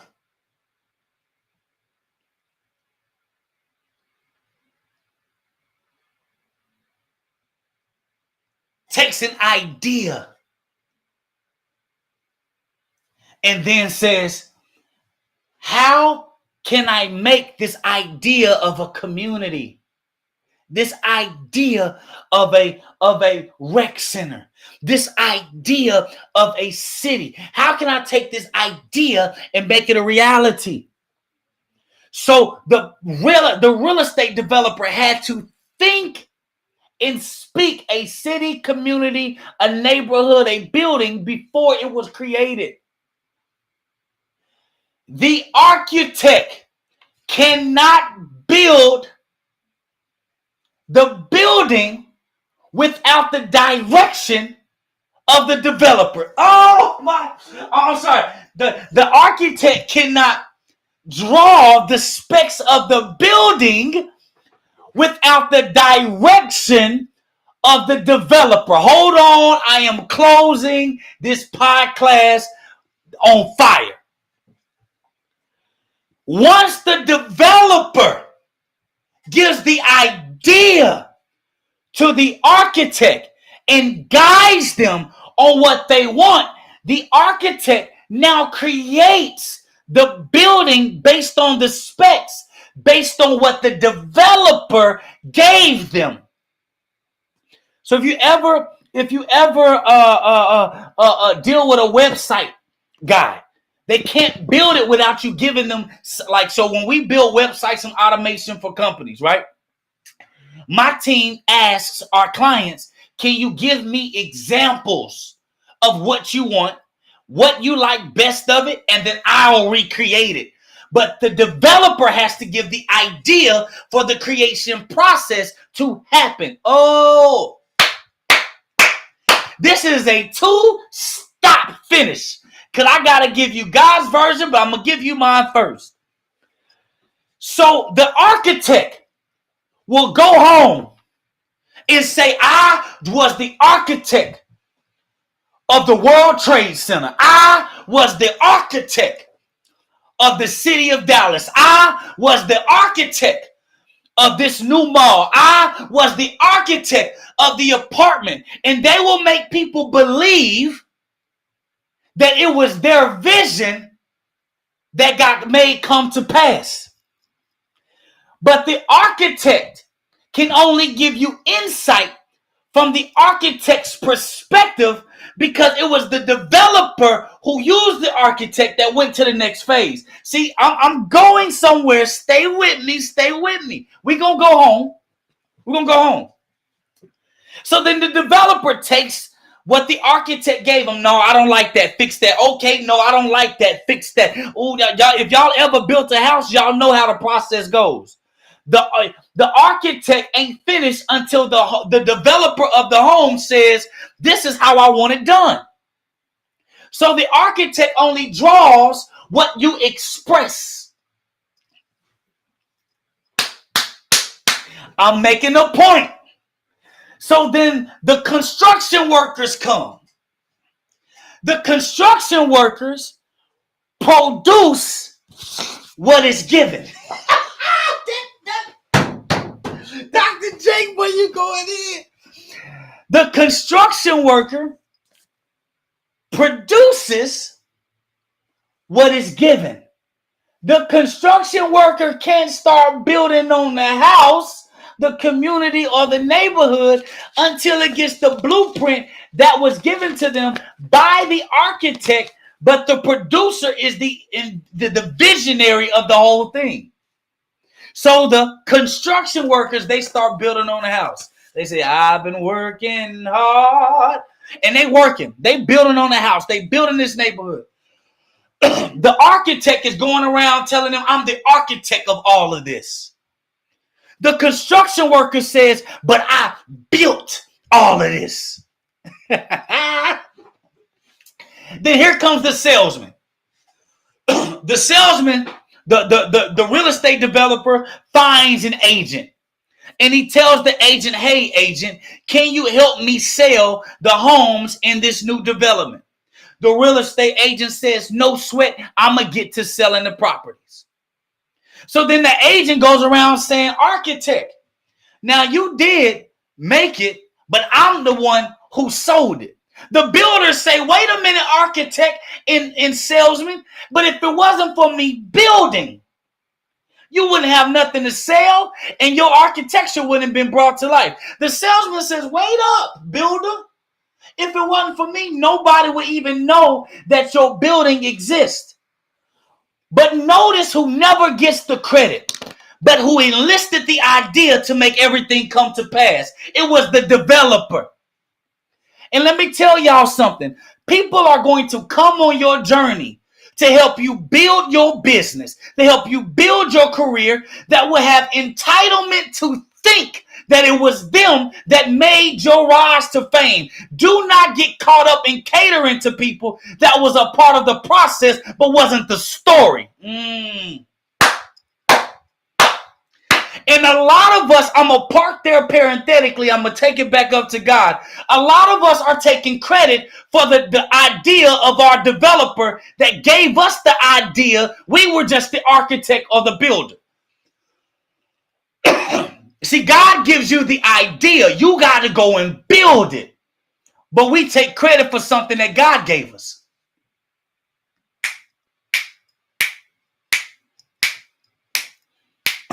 I'm trying to show you how to be successful. That's why they say in all things give glory to God. Because it's God that was the developer. You just was a part of the process. And I came to say the same thing. People gonna come in and out your business. People gonna leave. You gonna blow up. People gonna say they blew up because of me. People going to say they blew up because I put them on. People going to say they blew up because it was my connection. People going to say they blew up because it was my idea. People going to say they blew up because I sold the product. But in truth, if it wasn't for you being the developer, there would be nothing for them to come to. And I want y'all to remember something. When people come to your company to help you grow your company, if they leave, they got to leave with what they came with, nothing. It's yours. It was your idea. That's why y'all cannot get caught up in what people say. They say, man, I helped this person blow up their business. I helped this person take their company to the next level. I took this company, and if they were not a part of the initial process, they didn't take nothing. They just were a part of the story. And a lot of us, even myself, we give people too much power over things they never built. You may say, well, it's the construction worker may say, it was me that built it. That's why this wouldn't work without me. No. The land was built in the mind of the developer. Remember, I said earlier, you don't make a million you become a million. Remember, I said you don't become a millionaire until you are a millionaire. See, the construction worker can't build if it was never first built here. Scripture says whatever is bound in heaven, which is your subconscious mind. Heaven ain't no pie and no damn sky. Heaven is in your mind, your subconscious version that operates your whole life without you thinking. That's heaven. Whatever you believe in heaven, your mind, you'll believe it and bring it to pass in the reality. Whatever you don't believe in your mind won't happen in reality. So when you created it in your mind, the world had to bend to the will of your God-like nature. So it was not nobody that built your stuff. I'm preaching to me right now too. It was you who got the idea from God. You saw it visually plain and you put it into action. It's them that came to aid you in your process. You wasn't aiding them in theirs. So when y'all hear people talk about all the shit they done, make sure you ask them, show me it from scratch.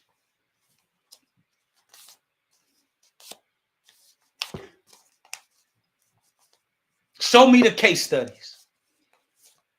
Show me the proof. Show me the fruit. So I want to thank y'all. I went a little long today because this is the end of this podcast series. I am going to be starting a new podcast series. It's going to be called The Private Banking Society. The Private Banking Society. And the reason being is because me and my team, we're creating a membership only society that's going to have access to high-level education, technology, resources, connections, investors, investments, opportunities that will only be privy to the people that's a part of this society. And the reason why I'm calling it the Private Banker Society is because a lot of people got a misunderstanding when I talk about private banking. Scripture says that to be the lender, not the borrower. We're the head and not the tail. It tells us that the borrower will always be a slave to the lender. And so it's telling us and inciting us that we are supposed to be the curators and creators of our life. So this private banking society, when you think about somebody who owns a bank, you think about somebody of total freedom, full independence of thought and process. And we want to focus on four values. We got a 4-pillar value system. We want to restore people's focus on keeping the main thing the main thing. We want to restore healthy families, because what we can see, specifically in the Black community, a single woman with a family makes $31,000 a year annually. A single man with a family makes around $46,000 a year. When I say a family, I don't mean with a spouse, but a married couple with a family on average makes $87,000 to $150,000 a year. Do y'all see that? See, the whole point of this feminist movement and this value man movement is to continue to divide the family from being built. I am a benefactor of being in a 2-parent household. I'm a benefactor of seeing support. I'm a benefactor of that. And as you guys can see, there's a result that comes with that. So restoring strong families is going to be an important thing for us. Y'all, we got people that take our content that leave their boyfriend and girlfriend because they realize they've been wasting their time. My goal is I want people to get married with people that's in our membership society. The third thing, restoring strength and finances. Keeping people focused on legacy and luxury. When you build your legacy first, you're going to immediately have luxury. But if you buy luxury before the luxury will rob you of your legacy. But if you build the legacy will afford you a luxurious life. Hey, somebody need to clip that and put that up and tag me, because that's the truth. So we want to help people focus on building a legacy so their legacy can give them a life of luxury. We want to reverse our thinking. And the fourth thing we're going to focus on in our private banking society, which is a private membership group organization, is strengthening and restoring our faith. Scripture says faith without works is dead. One of my favorite authors, it said, in all things, preach all day. Preach.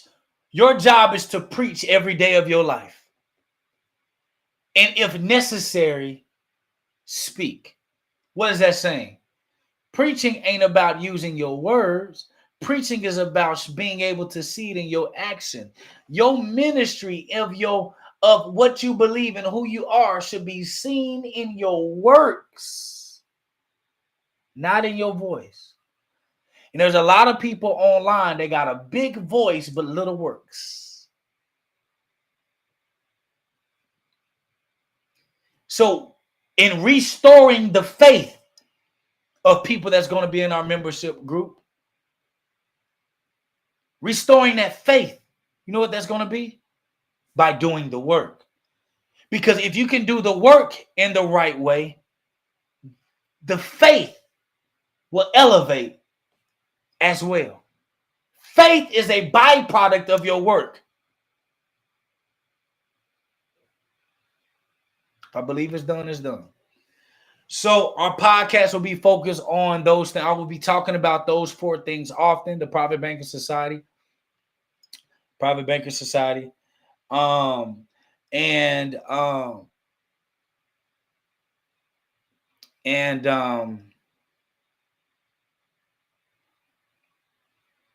that'll be the podcast. And then we'll talk about, we are going to have a founding group with people that are already in our world.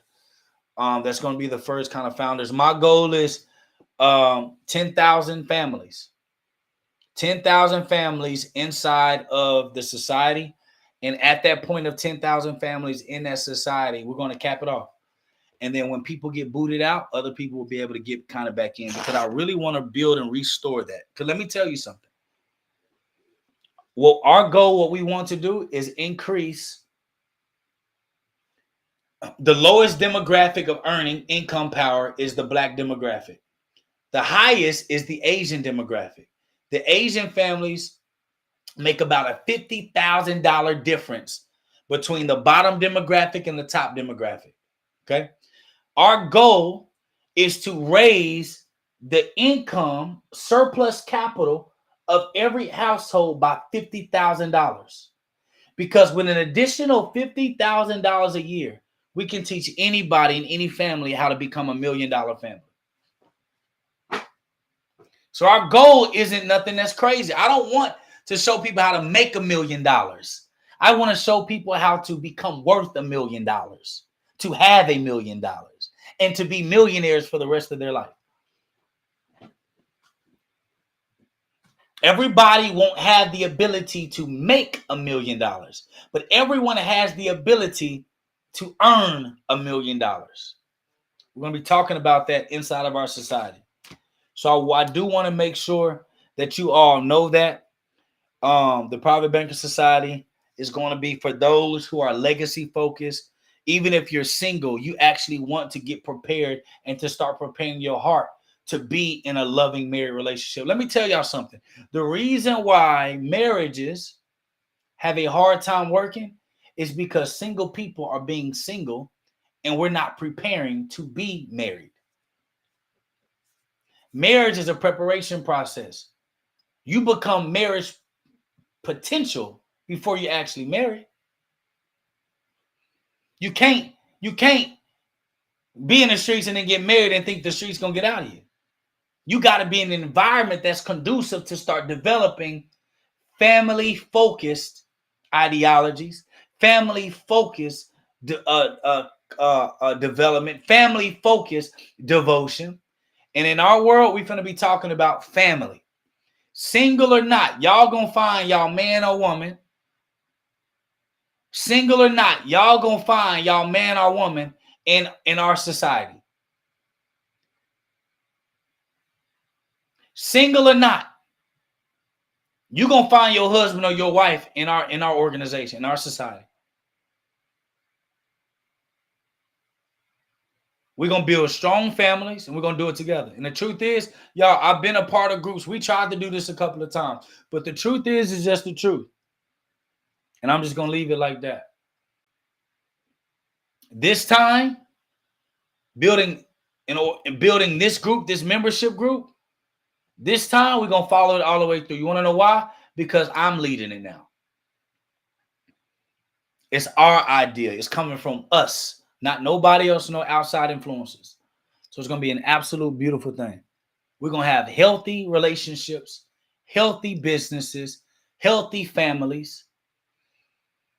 And just by increasing every household an additional 50,000 a year, 10,000 families being able to increase their capital $50,000 a year is $500 million a year that our society will be able to move and make wealth moves collectively together. But we ain't doing that. No, no. No. We're going to teach you how to look at opportunities, how to see opportunities, how to do that so you ain't just believing what people saying no more. We not believing what people saying no more. That is gone. What we going to start doing, we're going to start vetting the process yourself. So y'all stay tuned for the Private Banker Society. Y'all stay tuned for the value that we're going to bring. And y'all stay in tune because we finna bring families back into the forefront. We don't have videos and shows and movies no more about family. We don't have examples of family. I'm not saying that being in a family is easy. I'm not saying that slip-ups don't happen. I'm not saying that I've been perfect in my relationship with my family, with my wife and my marriage. But what I am saying is there is a difference for striving, though. Striving. And that's the key. I love you. There's absolutely nothing you can do about it. I appreciate y'all for kicking with your boy for 2 hours. I just want to say stay tuned because we got some beautiful things going. And use this video on YouTube. Please like this video right now. Like this video, like this, because it raises up the ranking of our videos so more people can see it. And share this video. If you haven't subscribed to my YouTube, subscribe to my YouTube channel now. And then share this video to somebody that needs it. These are the 7 things that we must do in order to guarantee our success. In order to guarantee our success moving forward. Love you, and there's absolutely nothing you can do about it. Welcome to the other side of your